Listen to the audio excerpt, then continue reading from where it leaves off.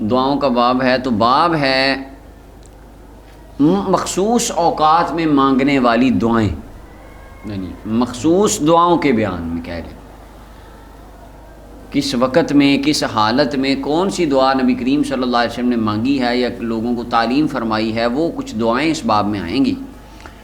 تو پہلی حدیث ہے اس باب کی مشکات المصابیح کی 2416 نمبر روایت، ابن عباس رضی اللہ عنہ فرماتے نبی علیہ السلام نے فرمایا اگر تم میں اس کو بندہ ارادہ کرے اپنے اہل کے پاس، گھر والے کے پاس، گھر والی کے پاس آنے کا، مراد یہ ہے کہ بیوی، اور آنے کا مراد ہے کہ جماع کی نیت سے آئے، تو یہ دعا پڑھ لے بسم اللہ اللہم جنبنا الشیطان وجنب الشیطان ما رزقتنا۔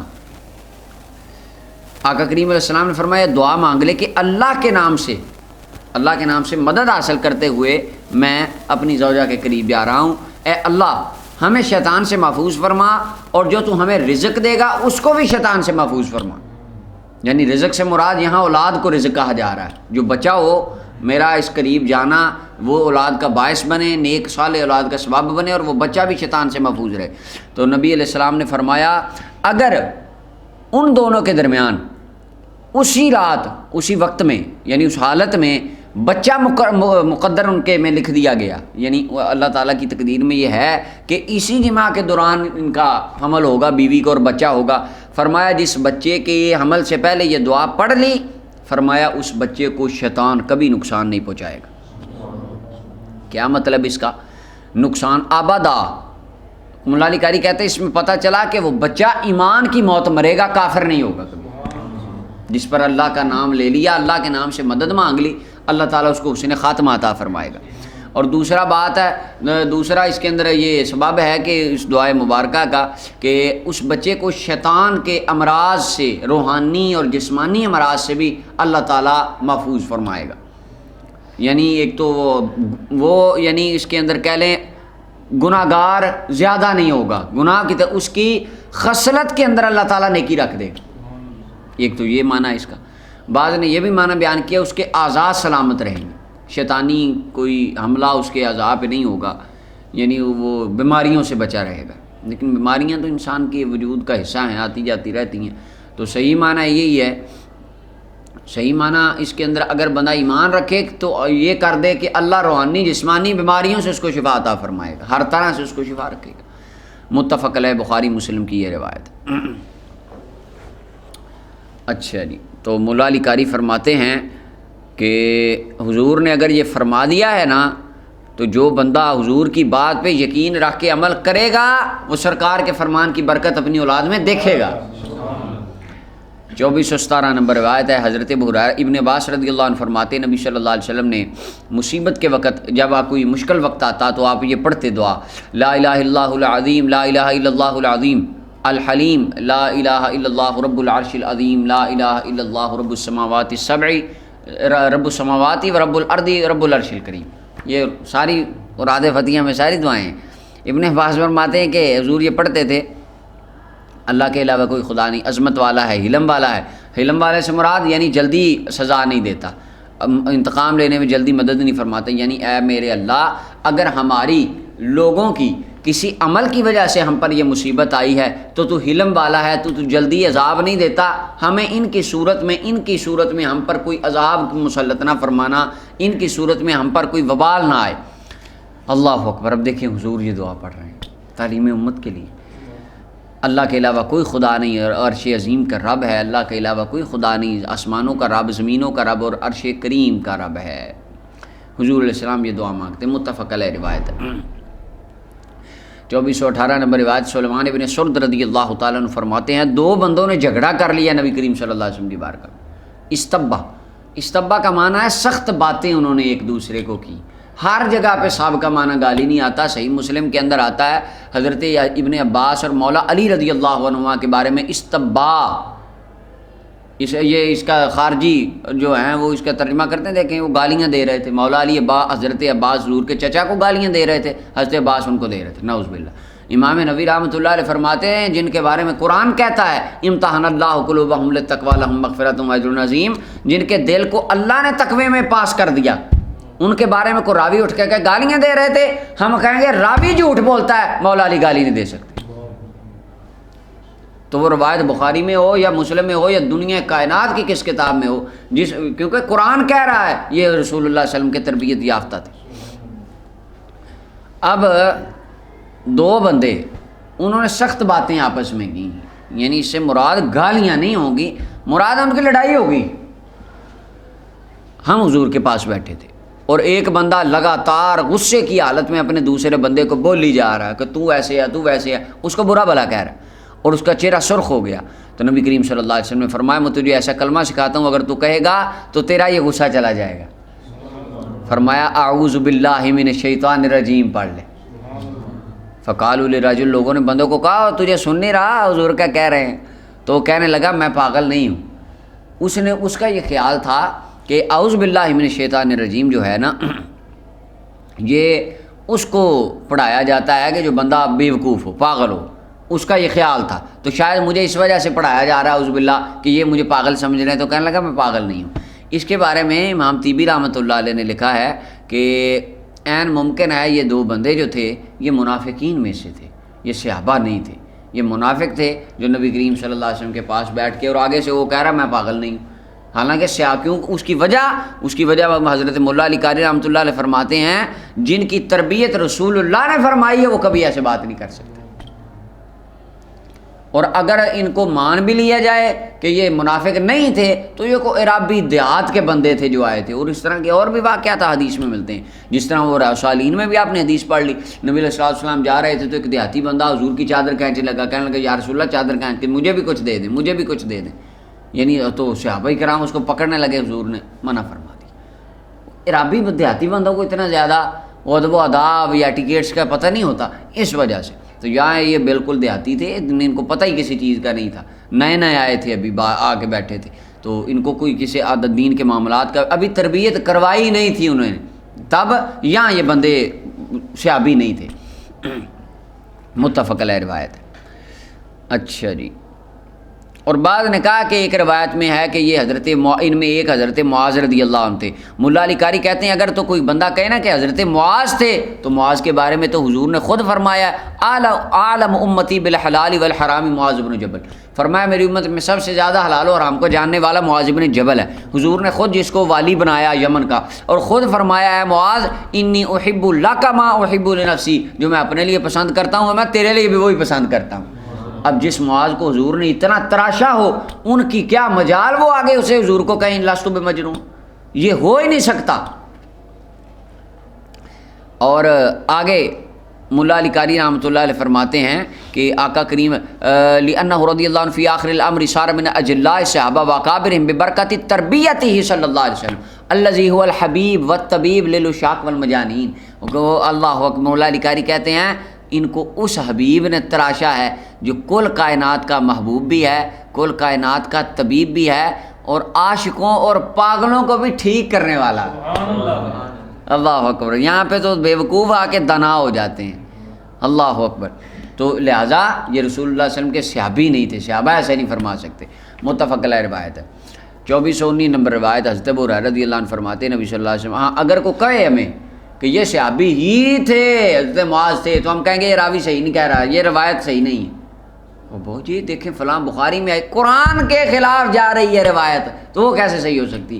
اللہ فرماتا ہے امتحن اللہ قلوبہم للتقوی لہم مغفرۃ واجر عظیم، ان کے دل سونے سے زیادہ پاک ہے۔ لقد رضی اللہ عنہ، اور فرمایا جن کو اللہ نے آداب سکھائے، جن کو قرآن نے کہا، اور اللہ نے ان کی صفت میں ان الذین یغضون اصواتهم عند رسول اللہ، یہ اپنی آوازوں کو آہستہ رکھتے ہیں، ان کے بارے میں یہ کہنا کہ وہ کہہ رہے ہیں انی لست بمجنون۔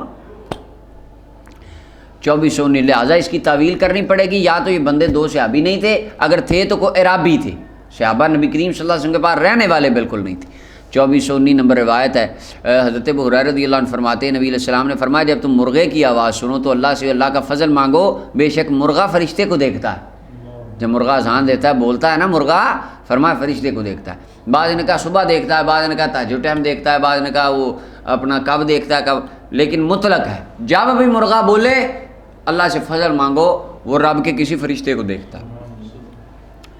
اور جب تم گدھے کی آواز سنو تو اللہ سے اللہ کی پناہ میں مانگو شیطان مردود سے، بے شک وہ گدھا شیطان کو دیکھتا ہے۔ مولا علی قاری فرماتے ہیں یہاں سے پتہ چلا کہ اللہ کے نیک بندوں کی بارگاہ میں بیٹھ کے دعا کرنا بڑا اچھا کام ہے۔ اس کی وجہ کیسے؟ مرغے نے فرشتہ دیکھا، اب فرشتہ اللہ کی ایک نورانی مخلوق ہے، تو فرشتہ دیکھا تو تم فرشتے کو دیکھ کے حضور فرما رہے دعا مانگو، اللہ کا فضل مانگو، کیونکہ تمہارے قریب کوئی فرشتہ ہے، وہ اللہ کی رحمت کا کوئی فرشتہ ہے، یہ جو بھی اس نے دیکھا ہے۔ ویسے تو فرشتے ہر وقت ہی ساتھ ہوتے ہیں، وہ اس سینس میں نہیں کہا جا رہا، یہ اس مخلوق جسے تم نہیں دیکھتے، یہ مرغے نے ابھی ابھی کوئی فرشتہ دیکھا ہے، یہ بول رہا ہے، تو لہذا تم دعا کرو۔ اور اللہ کے جو پیارے نیک ولی ہیں، اللہ نے تو ان کو فرشتوں سے بھی اونچا مقام عطا فرمایا۔ اولیاء کرام بعض فرشتوں سے افضل ہیں، تو اسی وجہ سے ملا علی قاری فرماتے ہیں اس سے پتہ چلا جہاں اللہ والے ہوں، فرشتہ ہو، رحمت اتر رہی ہوتی ہے، تو سرکار فرماتے دعا کرو، تو جہاں داتا صاحب بیٹھے ہوں وہاں کتنی رحمت اترتی ہوں، تو وہاں کتنی دعا کرنی چاہیے تمہیں۔ اور دوسری بات، جہاں پر بے ایمان لوگ، کافر یا بے ایمان لوگ دیکھو، یا کوئی اللہ تعالیٰ کے عذاب کی چیز دیکھو، تو وہاں پر اعوذ باللہ من الشیطان الرجیم پڑھو، کہیں تمہیں ان کا شر نہ آ جائے۔ متفق علیہ، بخاری مسلم کی روایت ہے۔ 2420 نمبر روایت، ابن عمر رضی اللہ عنہ فرماتے ہیں نبی صلی اللہ علیہ وسلم نے فرمایا، آقا کریم صلی اللہ علیہ وسلم جب کسی سواری کے اوپر سوار ہوتے تو سفر کی طرف جانے کا ارادہ فرماتے، جب آپ سواری پر بیٹھتے تو 3 مرتبہ اللہ اکبر پڑھتے، 3 مرتبہ۔ اس کی وجہ مقام، سواری کا مقام اونچا ہوتا ہے، بلندی کا ہوتا ہے، تو اس کے اندر اپنے خالق کی عظمت کو ملحوظ خاطر رکھتے ہوئے عجز کا اظہار کرنے کے لیے کہ یا اللہ اگرچہ میں بلند سواری پہ بیٹھا ہوں لیکن بڑا تو ہی ہے، بڑائی تیری ہے۔ پھر آپ یہ دعا پڑھتے سبحان الذی سخر لنا ھذا وما كنا له مقرنین، کہ پاک ہے وہ ذات جس نے ہمارے لیے مسخر کیا ان سواریوں کو اور ہم اس کے اوپر طاقت رکھنے والے نہیں تھے، اور ہم اپنے رب کی طرف ہی لوٹ کر جانے والے ہیں۔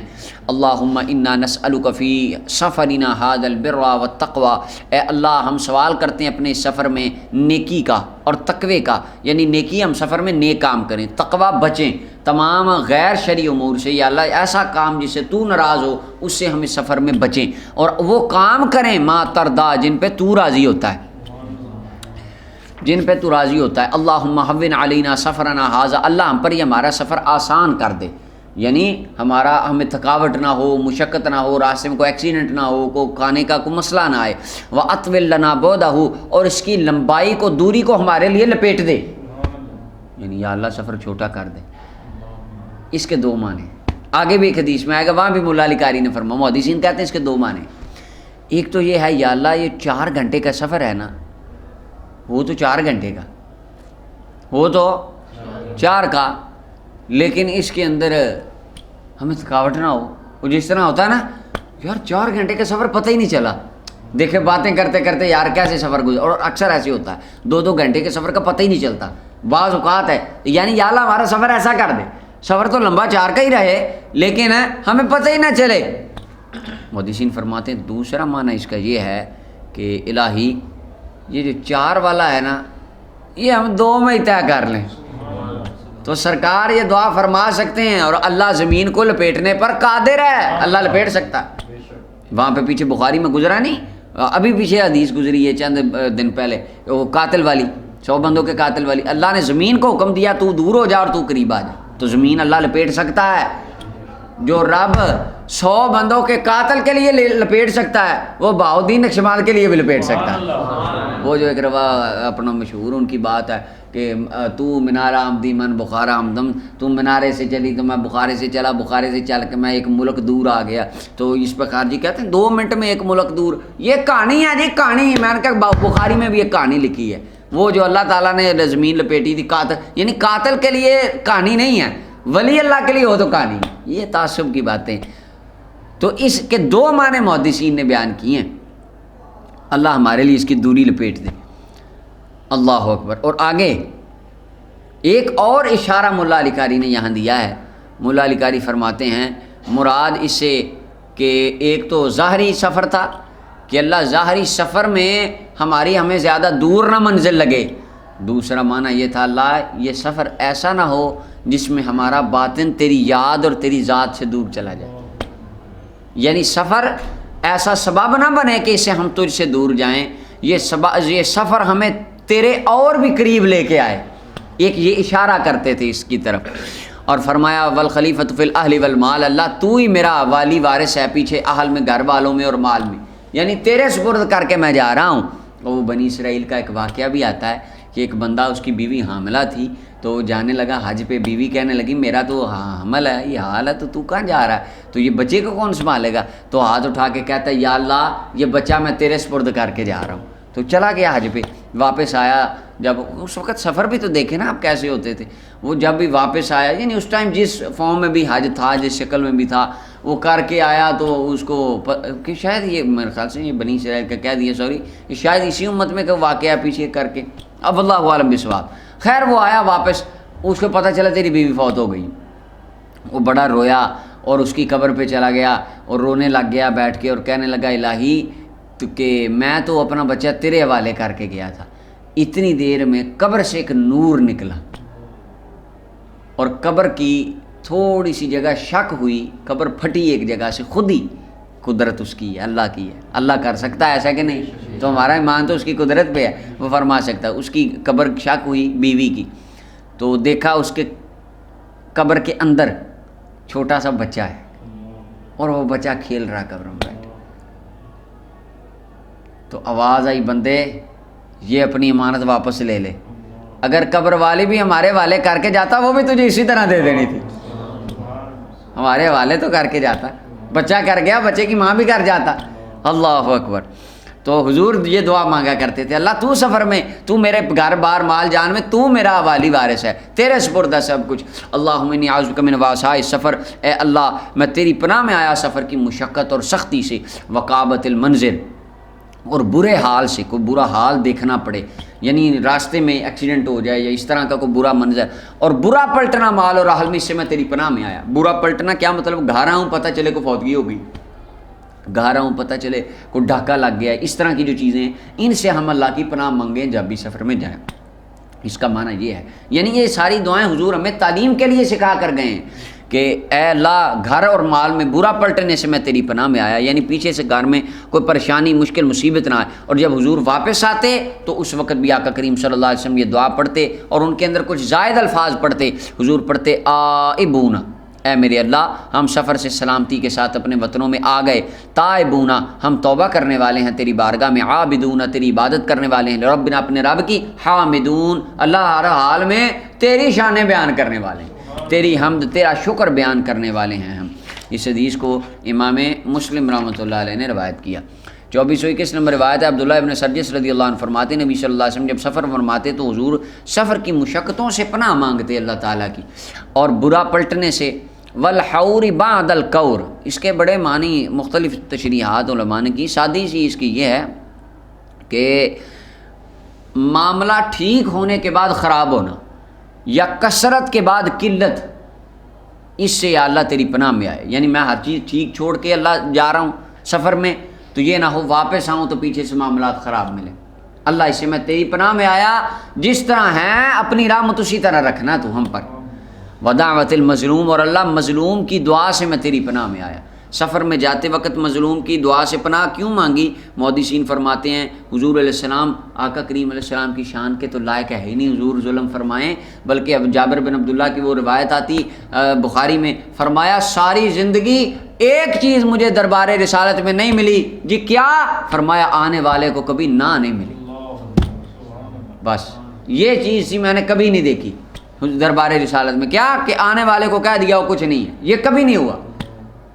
جو اتنا عطا فرمانے والے وہ ظلم تو نہیں کر سکتے، لیکن ظلم مظلوم کی دعا سے پناہ مانگ رہے ہیں، اس کی وجہ حضور ہمیں سمجھانا چاہتے تھے میرے غلاموں سفر میں جب بندہ جاتا ہے نا تو سفر کی نا ایک یعنی آپ کہہ لیں لمبا سفر جو ہوتا ہے اس میں ایک چیز ہوتی ہے، ایک انسانی فطرت ہے، اس میں اکتاہٹ کا شکار تھوڑا ہونے لگتا ہے بندہ، اور مشقت ہوتی ہے، گھر جس طرح گھر جیسی سہولیات نہیں ہوتی، وہ آسائشیں نہیں ملتی سفر کے اندر، تو بندہ لڑ پڑتا ہے، یہ بھی بڑا ہوتا ہے. حاجیوں کے ساتھ یہ ہوتا ہے زیادہ، جو بڑے قافلے لے کے جاتے ہیں نا، ایک تو وہاں چھوٹی فیملی کے ساتھ جائے اس کا مسئلہ نہیں ہوتا، جو پوری فیملی کو 10-12 افراد 8-9 افراد گئے یا کوئی 40 بندے لے کے جاتے ہیں، بڑا یہ چیز دیکھی ہے ہم نے ہمارے پنجابی بندوں میں خاص طور پہ، یہ لڑ پڑتے ہیں سفر کا یہ ہوگا. تو اس جگہ پہ صبر کرنا، اور ہو سکتا ہے کسی کے ساتھ زیادتی ہو جائے، اور زیادتی ہونے کے بعد وہ اس کے خلاف یار اللہ وہ کوئی بری دعا دے دے، تو اس سے فرمایا اللہ کی پناہ مانگو. اول تو سفر میں جاؤ تو کسی کے ساتھ کوئی زیادتی نہ کرو، یہ حت المقدور سے بچو. اس کی وجہ مظلوم کی دعا کے فرمایا نا فإن دعوۃ المظلوم بینہ وبین اللہ لیس بینہ وبین اللہ حجاب. فرمایا مظلوم کی دعا اور اللہ کے درمیان کوئی پردہ نہیں ہوتا، ڈائریکٹ اس کی دعا اللہ کو قبول فرماتا ہے. تو مظلوم کی دعا سے حضور پناہ مانگتے، اور اہل گھر اور مال کے اندر کسی برے منظر سے اللہ کی پناہ مانگتے. امام مسلم نے اسے روایت کیا، ترمذی نسائی ابن ماجہ میں بھی اسی طرح روایت. 2422 نمبر روایت حضرت خولہ بنت حکیم رضی اللہ عنہ فرماتی میں نے نبی صلی اللہ علیہ وسلم کو فرماتے سنا، جو بندہ کسی جگہ پہ اترے تو یہ پڑھ لے، یعنی رات ٹھہرنے کے لیے پڑاؤ ڈالے تو یہ پڑھ لے اعوذ بکلمات اللہ التامات من شر ما خلق. یہ دعا پڑھ لے کہ میں اللہ کے کامل مکمل کلمات کے ساتھ، ہر کلمہ یعنی اللہ تعالیٰ کے مکمل کلمات جو کامل ہیں، تام ہیں، جن کے اندر کوئی نقص و عیب نہیں ہے، ان سے میں اللہ کی پناہ میں آیا. تمام کلمات کے وسیلے سے اللہ کی پناہ حاصل کر لی میں نے ہر اس شر سے جو اللہ نے خلق فرمایا. یعنی ہر وہ چیز کا شر، اللہ کی مخلوق میں جو کوئی چیز شر کرنے والی ہے اس سے میں اللہ کی پناہ میں آیا اللہ کے کلمات کے وسیلے سے. حضور نے فرمایا جو یہ بندہ دعا پڑھ لے اس کو کوئی چیز نقصان نہیں دے گی حتیٰ کہ اس منزل سے چلا جائے. جب تک وہ کوچ نہیں کر جاتا اس کو کوئی چیز نقصان نہیں دے گی. اچھا، اس حدیث کے اندر رد فرمایا نبی کریم صلی اللہ علیہ وسلم نے ان کا کیا جاہلیت کے لوگوں کا. وہ جب کسی جنگل میں پڑاؤ ڈالتے تو وہ دعا کرتے، وہ کہتے نعوذ بسید ھذا الوادی، ہم اس وادی کے سردار کے ساتھ کی پناہ میں آئے، سردار کی پناہ میں آئے. مراد ان کی ہوتی تھی کہ اس بستی کا رہنے والا جو جن ہے ہم اس کی پناہ حاصل کرتے ہیں کہ ہمیں کوئی چیز نقصان نہ دے، چھوٹی چھوٹی جنیوں کو ذرا سنبھال کے رکھنا، ہمیں کو تنگ نہ کریں. تو حضور نے فرمایا تم یہ نہ کہو، تم کہو میں اللہ کی پناہ میں آیا، کیونکہ جنوں کو ابھی قدرت کس کی ہے؟ اللہ تعالیٰ. اللہ اکبر. اچھا جی، مولا علی قاری فرماتے ہیں اس کی وجہ کسی جان کا ذاتی نفع نقصان کا مالک، موت و حیات کا مالک اللہ ہی ہے ہر چیز کا. اسی وجہ تو صوفی ہر وقت اللہ اللہ ہی کرتا رہتا ہے. امام مسلم نے اس حدیث کو روایت کیا، ترمذی نسائی ابن ماجہ احمد مسند احمد اور ابن ابی شیبہ میں بھی یہ روایت ہے. آگے حضرت ابو ہریرہ رضی اللہ عنہ کی روایت ہے 2423 نمبر روایت. ایک بندہ نبی صلی اللہ علیہ وسلم کی بارگاہ میں عرض کی یا رسول اللہ کہ ما لقیت من اقرب، حضور مجھے بڑی تکلیف ہو رہی ہے اس بچھو سے. حضرت ابو ہریرہ کے فرماتے ایک بندہ آ کے کہتا ہے یا رسول اللہ مجھے بچھو کاٹ گیا کل رات، تو بڑی مجھے تکلیف ہو رہی ہے. حضور فرماتے ہیں اگر تو شام کے وقت یہ کہہ لیتا نا تو تجھے کسی چیز نے نقصان نہیں دینا تھا. کیا؟ اعوذ بکلمات اللہ التامات من شر ما خلق، وہی دعا جو پیچھے سکھائی. فرمایا دعا پڑھ لیتا تجھے اللہ تعالیٰ نے محفوظ فرمانا تھا. اور ایک روایت میں ہے کہ جو بندہ صبح اور شام 3 بار یہ پڑھ لے اس کو کوئی چیز نقصان نہیں دیتی، اللہ اس کی حفاظت فرماتا ہے. جیسے پیچھے بھی ایک گزری ہے حضرت عثمان غنی رضی اللہ عنہ کے پوتے کی، صاحبزادے کی روایت، ابان بن عثمان کی، وہ جن کو فالج ہو گیا تھا. فرمایا کہ اس دن میں نے دعا نہیں پڑھی تھی، وگرنہ جب تک پڑھتا رہا میں محفوظ رہا، ٹھیک رہا. آگے 2424 نمبر روایت ہے حضرت جناب ابو ہریرہ رضی اللہ عنہ فرماتے نبی صلی اللہ علیہ وسلم کی عادت مبارکہ تھی کہ جب آپ سفر میں جاتے اور صبح کرتے، صبح کا ٹائم ہوتا تو آپ فرماتے سمع سامع بحمد اللہ، سننے والے سن لیں اللہ کی حمد کو، وحسن بلائہ علینا، اور اس نے ہم پر جو بہت اچھی نعمتیں فرمائی ہیں ہم اس پر اللہ کی حمد بیان کرتے ہیں. ربنا صاحبنا، اے ہمارے رب سفر میں ہمارا ساتھی تو ہی بن جا. وافضل علینا عائذا باللہ من النار، اور اللہ ہم پر فضل فرما، اپنی نعمتوں کو ہمیشہ قائم رکھنے کے ساتھ یعنی ہم پر فضل فرما. عائذا باللہ من النار، ہم اللہ سے آگ سے اللہ تعالیٰ کی پناہ مانگنے والے ہیں.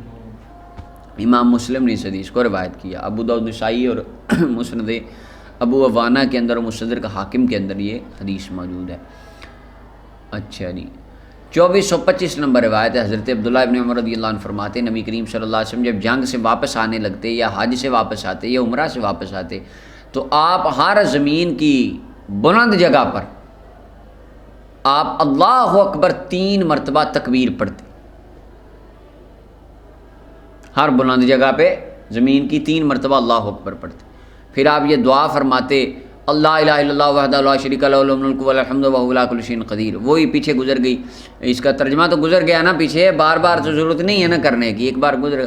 آئبونا تائبونا عابدونا ساجدونا، یہاں پہ ہم سجدہ کرنے والے ہیں، اپنے رب کی حمد بیان کرنے والے ہیں۔ اللہ کا وعدہ سچا ہوا، اس نے اپنے بندے کی مدد کی اور اکیلے رب نے لشکر کو پچھاڑ کے رکھ دیا۔ اب صحابہ کا پورا ساتھ لشکر ہے، جتھا ہے، حضور خود بنفس نفیس آقا کریم صلی اللہ علیہ وسلم ساتھ ہیں، حضور فرما رہے حزم الاحزاب وحدہ، اللہ اکیلے نے لشکر پچھاڑ دیا۔ کیا مطلب؟ اصل میں تو اسی نے پچھاڑا ہے، ہم تو ان کو مارنے کا وسیلہ بنے ہیں، مدد تو اسی کی تھی۔ اللہ اکبر۔ قرآن کریم کی اس آیت میں بھی اس کا اشارہ ملتا ہے، سورہ آل عمران کی آیت نمبر 126 میں وَمَن نَّصْرُ إِلَّا مِنْ عِندِ اللَّهِ، فرمایا مدد صرف اللہ ہی کے پاس ہے، تو مدد خدا کی ہی ہے۔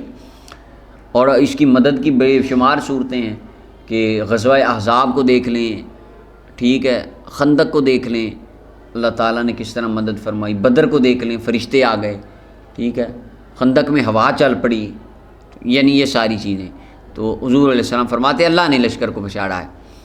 تو ہر کام، اچھے کام کی نسبت ہمیں بھی اللہ کی طرف کرنی چاہیے۔ ہمارے بڑی بیماری ہے یہ سنیوں کو بھی، معذرت کے ساتھ ویسے بڑی بیماری ہے، ماشاءاللہ کاروبار بڑا اچھا ہے جی، پیراں دا کرم ہے جی، سائیں دی دعا ہے، کیا جی کیا معاملات، بڑا جی کاروبار چل فلانا شروع کر دیتا پیراں دی دعا نال، سائیاں دی نگاہ نال۔ اچھا جی، کھانا کھشانا رزق ٹھیک، میں نا جی باہر لگی پڑولے بھرے نے، پیراں دی دعا ہے، پیراں دی دعا نہ پتر ہو گیا، ٹھیک، یہ ساری چیزیں ٹھیک ہیں، مجازن نسبت ہوتی ہے پیر صاحب کی طرف کرنا ٹھیک ہے۔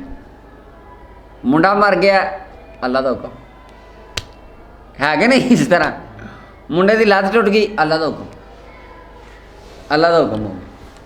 تو ہمیں بھی جب کوئی چیز کی نسبت کریں سب سے پہلے یہ ٹھیک، یہ باتیں یعنی میں اگر کوئی بندہ کہتا ہے پیروں کو، میں خود کہتا ہوں کہ ہم یعنی اگر جو کچھ بھی ہم ہیں وہ اللہ اور اللہ کے رسول کا فضل، ہمارے بزرگوں کی دعا نگاہ اور ہمارے والدین کی محنت اور دعائیں، یعنی اس کے اندر میں یہ عرض کرتا ہوں سب سے پہلے ہر کام کی نسبت، ہر اپنی اچیومنٹ کی نسبت اپنے اللہ کی طرف کریں، پھر رسول اللہ کی طرف کریں، اس کے بعد پیر و مرشد اور والدین کی طرف کریں، ٹھیک۔ یہ ایک اللہ، کیونکہ ہمیں بزرگوں نے بھی جو فیضان یا دعائیں دی ہیں وہ اللہ رسول ہی کی دعا ہے اصل میں، اور اللہ رسول کا ہی حقیقت میں کرم ہے۔ اولیاء، صوفیاء، بزرگ، استاد، والدین، یہ تو سارے وسیلہ ہیں، حقیقت میں ذات صرف خدا وحدہ لا شریک کی ذات۔ اچھا جی، آگے 2425 نمبر روایت ہے، حضرت ابن عمر رضی اللہ عنہ فرماتے نبی کریم صلی اللہ علیہ وسلم، اچھا یہ تو ہو گئی، آگے 2426 نمبر روایت ہے، حضرت عبداللہ ابن ابی اوفر رضی اللہ عنہ فرماتے نبی کریم صلی اللہ علیہ وسلم نے یوم الاحزاب والے دن آپ نے دعا فرمائی، نبی کریم صلی اللہ علیہ وسلم نے جنگ احزاب والے دن مشرکوں کے خلاف دعا فرمائی۔ کس طرح فرمایا؟ ایک بات یہاں پہ بھی پہلے بھی شاید ہم کر چکے ہیں، کبھی بھی نبی کریم صلی اللہ علیہ وسلم کی دعا کو یہ نہیں کہنا کہ نبی پاک نے بد دعا فرمائی۔ بد دعا دو لفظوں کا مجموعہ، ایک بد دعا، اس کو کہتے ہیں بد دعا، بری دعا، نبی کی دعا بری ہے۔ ہمیشہ یہ کہیں جو جن کے خلاف تھی کہ رسول اللہ نے ان کے خلاف دعا فرمائی، اور جن کے شان میں وہ ان کے حق میں دعا فرمائی، حق میں ہے کہ اس کی بہتری کے لیے، خلاف ہے کہ اس کے اوپر وبال آ جائے اس کا۔ تو حضور نے یوم الاحزاب والے دن مشرکوں کے خلاف دعا کی اور فرمایا اے اللہ کتاب کو نازل فرمانے والے، جلدی حساب لینے والے، اس لشکر کو پچھاڑ دے، اللہ ان کو پچھاڑ دے اور ان کو تو مضطرب فرما دے، یعنی غیر ثابت قدم نہ رہیں، قدم ان کے لڑکھڑا جائیں۔ متفق علیہ روایت ہے، یعنی دشمن کے خلاف یہ دعا مانگنی چاہیے نبی علیہ السلام جو مانگی۔ 2428 نمبر روایت عبداللہ ابن بصر رضی اللہ عنہ فرماتے نبی کریم صلی اللہ علیہ وسلم میرے ابا جی کے پاس آئے تو ہم نے حضور کے پاس کھانا رکھا، اور وطبتاً، کھانا اور وطبتاً کہتے ہیں یہ کھجوروں کا حلوہ، کھجوروں کے حلوے کو کہتے ہیں، حضور کی بارگاہ میں رکھا، حضور نے کھایا، پھر وہ ان کی آقا کریم صلی اللہ علیہ وسلم کی بارگاہ میں خشک کھجوریں لائے، جن کو ہم ہمارے عرف میں جن کو چھوارے کہا جاتا ہے، وہ لائے۔ نبی کریم صلی اللہ علیہ وسلم آپ تناول فرما رہے تھے اور آپ اس کی گٹلیاں اپنی انگلیوں کے درمیان جمع فرما رہے تھے، اور جمع فرمایا ہوا تھا آپ نے سبابہ اور وسطیٰ کو، یہ انگلیوں کے درمیان حضور علیہ السلام ان کو کلیکٹ فرما رہے تھے ہاتھ میں پکڑ کے، تو اب اس کے اندر دیکھیں کتنا حسن ادب ہے، ایک ہاتھ سے کھا رہے ہیں اور ان کو نکال کے ایک ہاتھ میں جمع فرما رہے ہیں۔ ہاں، یہ نہیں ہے کہ کھائی اور وہ گٹھلی چلا دی، پتہ نہیں گھر کی کس کونے میں پڑی ہے، اماں نے اٹھانی ہے جھاڑو پھیرتے، ایسے نہ ہو، ادب کے ساتھ۔ اور ایک روایت میں نبی کریم صلی اللہ علیہ وسلم پشت مبارک الٹے ہاتھ کے اندر جمع فرما، یعنی آپ الٹا ہاتھ اس طرح بنتا ہے، کھا رہے تھے اور ہاتھ اس طرح تھا، اور ان کے اندر 2 انگلیوں کے اندر اس طرح آپ کلیکٹ فرما رہے تھے 2 انگلیوں کے اندر۔ حضور کے بارگاہ میں پانی لایا گیا، حضور نے پانی مبارک پی لیا، پھر میرے ابا جی اٹھے کھڑے ہوئے اور انہوں نے حضور کی سواری کی لگام پکڑی اور چلتے وقت کہا، یعنی جس وقت حضور علیہ السلام تناول فرما رہے اس وقت نہیں کہا، ادب دیکھیں صحابہ کا۔ مولا علی قاری کہتے ہیں انظر الی حسن الادب، پیچھے بھی کئی جگہ کہ ذرا ادب تو دیکھ، تو کیسا ادب ہے۔ حضور نے کھانا کھا لیا، حضور تشریف لے آئے باہر، سواری پر سوار ہو گئے، لگام ابا جی نے پکڑی ہے۔ اور اس کے اندر بھی سنت ہے، جب کوئی مہمان آئے اس کو اس کی سواری تک، اگر وہ بائک پہ آیا ہے یا اپنا گاڑی پہ آیا ہے، کم از کم اس کو دروازے تک یا اس کی سواری تک چھوڑنے، سی آف کرنے جانا، یہ نبی کریم صلی اللہ علیہ وسلم کے صحابہ کی بھی سنت ہے، حضور کی بھی سنت مبارکہ۔ آگے آ رہی حدیث، حضور خود بھی چھوڑنے جایا کرتے تھے۔ تو لگام جب پکڑ لی اس وقت کہا ادعو اللہ لنا، آقا ہمارے لیے دعا فرما دیجیے۔ اب اس کے اندر دیکھیں، جس وقت نبی علیہ السلام کھانا کھا رہے تو اس وقت نہیں دعا کرائی، کہیں یہ خیال اور وہم نہ آئے کہ کھانے کے عوض مجھ سے حضور پر دعا، یہ بندے میرے غلام دعا کرا رہے ہیں، حضور کے دل میں یہ خیال مبارک نہ آئے، اس ادب سے اس ٹائم دعا نہیں کرائی۔ اور ہونا بھی اس طرح چاہیے، کوئی مہمان آیا کھانا کھا رہا ہے، یعنی کھانا کھا رہا ہے ابھی یہی دعا کر دیں، روٹی چھوڑیں پہلے دعا کر دیں، ایسے نہیں ہونا چاہیے۔ تو جب ان کو چھوڑنے لگے تو پھر کہا حضور دعا کر دیجئے۔ حضور علیہ السلام نے فرمایا اللہم بارک لہم فیما رزقتہم، اے اللہ ان کو جو تو نے رزق دیا ہے اس میں برکت عطا فرما دے۔ سرکار نے رزق میں برکت کی دعا کرتی، اللہ اکبر۔ اور برکت کی دعا کیا ہے؟ برکت کا کیا معنی ہے؟ مولا علی قاری کہتے ہیں برکت کے کئی معنی ہیں۔ برکت کے ایک معنی یہ ہے جتنا رزق ہے اللہ اتنا اور عطا فرما دے گا، یعنی خزانے کھل جائیں گے۔ ایک تو یہ برکت ہے، یہ ہے حصی۔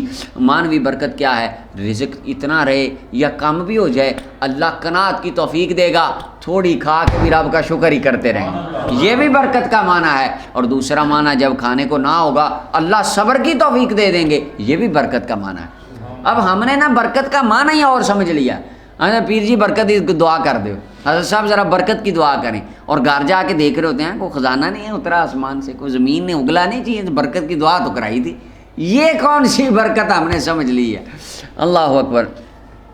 تو اللہ ان کو رزق میں برکت دے، اور آگے فرمایا واغفر لہم، ان کے گناہوں کو بخش دے، وارحمہم، اللہ ان پر اپنی رحمت کی بارش بھی نازل فرما دے۔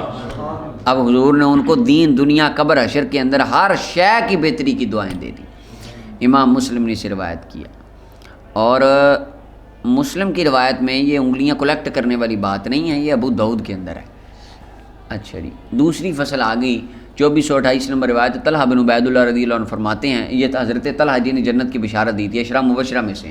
آپ فرماتے نبی علیہ الصلوۃ والسلام جب چاند دیکھتے تو آپ پڑھتے اللہم اہلہ علینا بالامن والایمان، اللہ چاند ہم پر امن اور ایمان کے ساتھ چڑھے اور سلامتی اور اسلام کے ساتھ چڑھے، میرا اور تیرا رب اللہ ہے۔ چاند کو مخاطب کر کے حضور فرماتے، اب چاند کو مخاطب کرنا، محدثین کہتے ہیں اوے یہ چاند مصطفیٰ کا کھلونا ہے، حضور کی باتیں سنتا بھی تھا مانتا بھی ہوتا تھا۔ حضور چاند کو فرمایا تیرا اور میرا رب اللہ ہے، اور اس کے اندر رد کر دیتے ان لوگوں کا جو چاند کی عبادت کرتے تھے۔ تو حضور چاند نکلنے پر دعا مانگتے بھلائی کی کہ یا اللہ یہ چاند یعنی مہینہ خیر و برکت کا ہو، بہتری کا ہو، زیادہ سے زیادہ ہمیں توفیق عبادت ملے، نیکیاں کریں، زیادہ سے زیادہ اللہ کی رحمت حاصل کریں۔ امام ترمذی نے اسے روایت کیا، اور دارمی ابن حبان کے اندر بھی یہ روایت موجود ہے۔ امام ترمذی فرماتے ہیں حدیث حسن ہے۔ 2429 نمبر روایت، عمر بن خطاب اور ابو ہریرہ رضی اللہ عنہما دونوں فرماتے ہیں نبی کریم صلی اللہ علیہ وسلم نے فرمایا جو بندہ کسی بندے کو مصیبت میں مبتلا دیکھے تو اس کے پاس پڑھے الحمدللہ الذی عافانی مما ابتلاک بہ وفضلنی علی کثیر ممن خلق تفضیلا، یہ دعا پڑھ لے کہ تمام تعریفیں اللہ کے لیے جس اللہ نے مجھے عافیت دی اس بلا سے جس میں تو مبتلا ہے، اور اللہ نے مجھ پر فضل فرمایا بہت زیادہ جو اس نے فضل خلق فرمایا، یعنی اپنے فضل کے حصے میں سے جو اس کا خلق ہے، جو اس نے اپنی مخلوق میں اپنا فضل اور رحمت بانٹی، اس میں سے بہت زیادہ اللہ نے مجھے عطا فرمایا اور مجھے عافیت دی۔ یہ مریض کو دیکھ کے کسی بیماری میں مبتلا پڑ لے، فرمایا اس بندے کو کبھی بھی وہ بلا نہیں پہنچے گی، وہ مصیبت نہیں پہنچے گی۔ اعلیٰ فاضل بریلوی رحمۃ اللہ علیہ کے بارے میں آتا ہے، آپ سے کسی نے پوچھا کہ کوئی آپ واللہ عالم کس طرح ہے، کوئی بات تھی سنی میں نے کسی عالم سے ہی، وہ کہتے ہیں کہ آپ چیک اپ کرا لیں یا آپ کو یہ، تو آپ نے فرمایا مجھے فلاں بیماری کبھی نہیں ہو سکتی، یعنی اعلیٰ حضرت بریلوی رحمۃ اللہ علیہ بڑے وثوق سے کہتے تھے، آپ فرماتے تھے کہ مجھے یہ بیماری کبھی نہیں ہو سکتی۔ انہوں نے کہا جی کیوں؟ فرمایا ایک بیمار کو دیکھ کے میں نے یہ دعا پڑھی تھی اور میرا ایمان ہے جو میری سرکار نے فرما دیا ویسے ہی ہے، میں مر جاؤں گا کبھی یہ بیماری نہیں لگے گی مجھے۔ یہ یقین کی بات ہے، یقین محکم ہونا چاہیے۔ اچھا یہاں پہ ایک دو باتیں ہیں، مولا علی قاری رحمۃ اللہ علیہ فرماتے ہیں اگر تو بیمار بندہ ہے نا، بیمار، تو اس کو دیکھ کے اونچی آواز سے دعا نہ پڑے، اس کی دل آزاری ہوگی، وہ کہے گا یار میں بیماری میں ہوں تو یہ کہہ رہا ہے اللہ تیرا شکر ہے میں نے نہیں بیماری لگی، اس کی دل آزاری ہوگی کہ نہیں؟ تو لہٰذا اس کی دل آزاری کے خوف سے اونچی نہ پڑے، منہ میں پڑے، اس کو سنے نہ۔ دوسری بات مولا علی قاری رحمۃ اللہ علیہ فرماتے ہیں ایک جو بندہ ظاہری بیمار ہو اس کو دیکھ کے تو آہستہ پڑے، اور جو اندر سے بیمار ہو، جس کا دل بیمار ہو، جو بدعقیدہ ہو، جو خارجی ہو یا جو بھی ہو، وہ اللہ کے رسول صلی اللہ علیہ وسلم کی عظمت و شان کا انکاری ہے یا حضور کی کسی نسبت کا بے ادب ہے، اس کو دیکھ کے اونچی آواز سے دعا پڑھے، اس کو سنا کے کہ شاید اس کو شرم آ جائے۔ یہ مولا علی قاری فرماتے ہیں اس کو اونچی سنائے، جب مراد زجر و توبیخ ہو، نہ کہ ریاکاری نہ مراد ہو۔ اور مزے والی بات یہاں پہ مولا علی قاری فرماتے ہیں، حضرت ابو جعفر امام باقر رضی اللہ تعالیٰ عنہ، آپ جب کسی بلا والے بندے کو دیکھتے تو آپ یہ دعا پڑھتے اور آہستہ پڑھتے، اس کو سنتی نہیں ہوتی تھی۔ اور آگے حضرت امام شبلی کی بات کرتے ہیں، وہ جب کسی دنیا دار کو دیکھتے تو اونچی آواز سے اس کو سناتے ہوتے تھے دعا کہ اللہ کا شکر اللہ نے مجھے تیرے جیسا مال نہیں دیا کہ میں جو ہے نا مال کے اندر غرق ہو جاؤں اور اللہ کی عبادت سے دور ہو جاؤں۔ اللہ اکبر۔ امام ترمذی نے اس حدیث کو روایت کیا، اور حضرت امام ابن ماجہ نے حضرت عبداللہ ابن عمر سے اس کو روایت کیا، اور حضرت امام ترمذی کہتے ہیں روایت غریب ہے، اس کی سند قوی نہیں ہے۔ یاد رہے امام ترمذی نے اس کو دو سندوں سے روایت کیا، ایک یہ والی ہے حضرت عمر بن خطاب والی، اور ایک روایت ہے حضرت ابو ہریرہ والی۔ حضرت ابو ہریرہ والی کو اس سند کو انہوں نے حسن کہا ہے اور اس کو انہوں نے ضعیف کہا ہے، لہٰذا جب باقی حسن اور سارے اس کے شواہد مل جائے تو یہ حدیث بمعنی متن، با اعتبار متن اور مفہوم کے اعتبار سے صحیح ہے، سند کے اندر ضعف ہے لیکن دوسری سند صحیح ہے اس کی۔ 2431 نمبر روایت ہے، حضرت عمر بن خطاب رضی اللہ عنہ فرماتے ہیں نبی کریم صلی اللہ علیہ وسلم نے فرمایا جو بندہ بازار میں جائے، سوق کو کیوں کہتے ہیں؟ ایک تو وجہ کہ وہاں پہ لوگ چلتے ہیں اس وجہ سے اور چلاتے ہیں اپنے ساتھ، سامان وغیرہ بھی لے جاتے ہیں۔ دوسرا یہ ساکھ سے، پنڈلی سے ہے، تو چونکہ لوگ وہاں اکثر بازار میں کھڑے رہتے ہیں اس وجہ سے اس کو سوق کہا جاتا ہے مختلف۔ فرمایا جو بازار میں جائے اور یہ دعا پڑھے، لا الہ الا اللہ وحدہ لا شریک لہ لہ الملک ولہ الحمد یحیی و یمیت وہو حی لا یموت بیدہ الخیر وہو علی کل شیء قدیر، یہ دعا۔ اللہ کے علاوہ کوئی خدا نہیں، وہ اکیلا ہے، اس کا کوئی شریک نہیں، اس کی کے لیے بادشاہی ہے، حمد ہے، وہ زندہ کرنے والا، مارنے والا ہے، ہمیشہ زندہ ہے، اس کو کبھی موت نہیں آئے گی، اسی کے ہاتھ میں بلائیاں ہیں، ہر شے پر اپنی شان قادر ہے۔ فرمایا جو یہ بندہ دعا پڑھ لے، اونچی پڑھے یا آہستہ پڑھے جیسے بھی پڑھے، اللہ تعالیٰ اس کے لیے الفا حسناتن اور الفی حسناتن، دو طرح، اللہ تعالیٰ اس کے لیے ہزار نیکیاں لکھ دے گا۔ الف کا لفظ جب آئے تو اس کا مطلب ہوتا ہے لاکھ بھی ہوتا ہے، ہزار بھی ہوتا ہے۔ بعض محدثین نے اس کا معنی ہزار کلیکٹ کیا کہ ہزار اللہ اس کو نیکیاں دے گا اور ہزار گناہ مٹائے گا، ہزار درجے بلند ہوں گے۔ مفتی احمد یار نعیمی رحمۃ اللہ علیہ بڑی پیاری بات کرتے ہیں، کہتے ہیں الفی حسناتن پڑھو اس کو، اس کا معنی ہوگا 10 لاکھ۔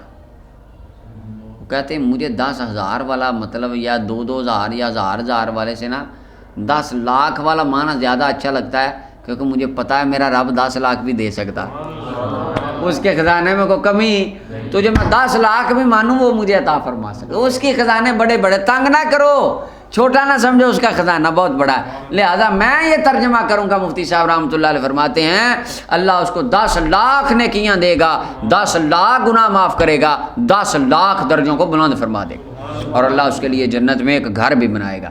امام ترمذی اور ابن ماجہ نے روایت کیا، اور شرح السنن کے اندر ہے کہ من قال فی سوق جامع، جو بڑے بازار میں یہ بات کہے جس میں خرید و فروخت ہوتی ہے، من داخلہ سوقہ کے لفظ کی بجائے یہ لفظ ہے وہاں پہ شرح السنن کے اندر، اور یہ حدیث مستدرک حاکم کے اندر بھی ہے، اور بھی روایتیں ہیں۔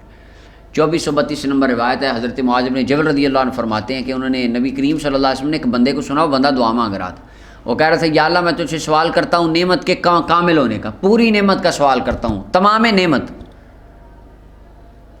آقا کریم صلی اللہ علیہ وسلم نے فرمایا، یعنی حضور نے اس سے پوچھتے ہوئے کہ یہ کیا سمجھتا ہے، کون سی چیز کامل نعمت ہے، پوری نعمت کون سی ہے؟ اس نے کہا حضور ایسی دعا جس سے میں خیر کی امید کرتا ہوں، یعنی میری دعا قبول ہو جائے اور مجھے اس سے خیر کی امید ہے، یعنی اللہ مجھے خیر و برکت دے، مال و اسباب اللہ میرے زیادہ کر دے، تو یہ میں سمجھتا ہوں میرے نعمت اللہ کی مجھ پر پوری ہو جائے گی۔ نبی علیہ السلام نے فرمایا اللہ کے بندے، نعمت کا پورا ہونا تو تب ہے جب بندہ جنت میں داخل ہوگا، یعنی مال ملنا یہ نعمت کا تام ہونا نہیں ہے، مال تو ہر ایک کے پاس ہوتا ہے، بڑوں کے پاس، غیر مسلموں کے پاس بھی مال ہوتا ہے، تو یہ نعمت کی علامت نہیں ہے، یہ اللہ کی نعمت کی نشانی نہیں ہے، نعمت تو کامل حسن ہوگی جب بندہ جنت میں جائے گا۔ حضرت مولا علی رضی اللہ عنہ فرماتے تھے نا قرآن کریم میں سورہ البقرہ کی آیت نمبر 150 میں ولی اتمم نعمتی علیکم، ولی اتم نعمتی علی، تاکہ میں اب تام کر دوں، پورا کر دوں، مکمل کر دوں تم پر اپنی نعمت۔ حیدر قرار فرماتے تھے یہ تمام نعمت کمانا ہے بندے کو اسلام پر موت نصیب ہو جائے، کلمہ پڑھتا پڑھتا رسول اللہ کی غلامی میں چلا جائے، پھر نعمت تام ہے۔ اور حضور نے فرمایا ایک وہاں یعنی زندگی کے اعتبار سے نعمت تام کب ہوگی؟ جب کلمے پہ موت نصیب ہوگی، اور قبر میں نعمت تام کب ہوگی؟ جب سوالوں سے کامیاب ہو جائیں گے، اور حشر میں نعمت تام کب ہوگی؟ کہ جب بندہ جنت میں چلا جائے گا۔ تو ہر ایک اپنی سینس کے اندر ہے۔ فرمایا جب جنت میں داخلہ ہو جائے گا اور جہنم سے بندہ بچ کے کامیاب ہو جائے گا، نعمت تو اللہ کے بندے اس دن تام ہوگی۔ اور حضرت معاذ فرماتے ایک دن نبی کریم صلی اللہ علیہ وسلم نے ایک بندے کو سنا، وہ دعا مانگ رہا تھا، یا ذا الجلال والاکرام، اللہ کے پیارے نام، اے بزرگی والے کرم والے اللہ۔ سرکار نے فرمایا جو بھی مانگے گا قبول ہو جائے گی۔ تو رب کے پیارے پیارے نام لے رہا ہے، یہ وسیلہ بنتے ہیں مولا کی شان۔ دیکھیں نا آپ کو بندہ آ کے کسی کی طریق انسان ہے، انسان یہ عام نارمل روٹین، اللہ کے نیک بندوں کی بات نہیں میں کر رہا، عام نیک روٹین میں اسی طرح کہ آپ کسی بندے کو ماشاء اللہ اس کی تعریف کریں، اس کی شان بیان کریں، بندہ راضی ہوگا۔ اگرچہ اللہ کے نیک بندے اس پہ راضی نہیں ہوتے، وہ تو اس کو بلکہ ناپسند جانتے ہیں، تو اللہ تعالیٰ تو اس شان کے لائق ہے کہ اس کی تعریف کی جائے۔ اور بندہ تو کوئی بندہ مجھے لقب دے اب علامات الدہر اور والغضب والقہر پتہ نہیں کیا کہی ہے، اب میں جو ہوں مجھے پتہ ہے کہ بھائی میں اس کا یہ ہمیں لگا ہے، مبالغہ آرائیاں کر رہا ہے، میں تو اس قابل ہی نہیں ہوں، مجھے اپنا پتہ ہے۔ لیکن رب تو اس ذات کا، رب کی ذات اس بات کی مستحق ہے کہ کل خدائی ہر لمحہ ہر لحظہ اس کی شان بیان کرتی رہے، وہ تو مستحق بھی ہے۔ وہاں تو مبالغے والا سوال ہی پیدا نہیں ہوتا، کہ ایک تو ہوتا ہے نا کہ وہ فلاں بندہ تو مستحق نہیں، اس کی شان بیان کی جا رہی، کل حمدوں کا تو مستحق بھی اللہ ہی ہے۔ تو جب حقدار کی شان بیان کریں تو راضی ہونا بھی اس کی شان کے لائق ہے، وہ راضی ہوتا ہے۔ فرمایا مانگ قبول ہو جائے گی۔ اور ایک بندے کو نبی کریم صلی اللہ علیہ وسلم نے سنا، وہ دعا مانگ رہا تھا، اللہ میں تجھ سے صبر کا سوال کرتا ہوں۔ سرکار نے فرمایا تو اللہ سے بلا مانگ رہا ہے، اللہ کے بندے صبر کا کیا مطلب ہے؟ یا اللہ جب میرے پہ مصیبت آئے مجھے صبر عطا فرمانا، یعنی مانگ رہا ہے مصیبت بھی آ جائے تو بعد میں صبر کی طاقت بھی آ جائے۔ فرمایا تو خود مصیبت مانگ رہا ہے منہ سے، اللہ سے عافیت مانگ، یہ مانگ کہ یا اللہ مجھے بلاؤں سے محفوظ رکھ۔ اللہ اکبر۔ امام ترمذی نے اس کو روایت کیا اور حدیث حسن ہے۔ 2433 نمبر روایت حضرت ابو ہریرہ رضی اللہ عنہ فرماتے ہیں نبی صلی اللہ علیہ وسلم نے فرمایا جو بندہ کسی مجلس میں بیٹھتا ہے اور کثرت میں اس میں شور و غل ہوتا ہے، یعنی دنیاوی باتیں ہوتی ہیں ادھر ادھر کی، فرمایا کھڑا ہونے سے پہلے جو پڑھ لے سبحانک اللہم و بحمدک، پڑھو آپ بھی سبحانک اللہم و بحمدک اشہد ان لا الہ الا انت استغفرک و اتوب الیک، یہ زبانی یاد کر لیں۔ فرمایا جو یہ دعا پڑھ لے اٹھنے سے پہلے یا اٹھتے وقت پڑھ لے، اس مجلس میں جتنی باتیں غیر شرعی یا غیر اسلامی ہوئی، یعنی غیر فائدہ، غیر شرعی تو نہیں کہ خیر کہہ لیں آپ، کہہ لیں غیر فائدہ باتیں، بے فضول باتیں ہوئیں جو بالکل لغو باتیں، ان کا کفارہ بن جاتی ہے. یہ دعا کی برکت سے اللہ مجلس کے گناہ معاف فرما دیتا ہے.